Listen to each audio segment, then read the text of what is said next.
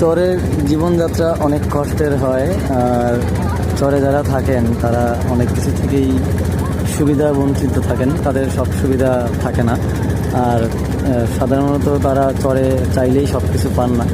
তাদের যখন দরকারি কোনো কিছু দরকার হয়, যেমন ভালো মন্দ সব কিছুই, আর চরে যারা দোকান সাজান তাদেরও অনেক মাল সামান, এই যে দেখতে পাচ্ছেন হাঁড়ি পাতিল মুড়ি এবং বিভিন্ন সামনে আরও অনেক মাল সামান আছে।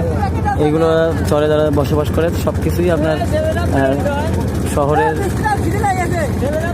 শহর থেকে তাদেরকে এই নদী পথেই পরিবহন করে নিতে হয়, নিয়ে তারা বাড়ি যান।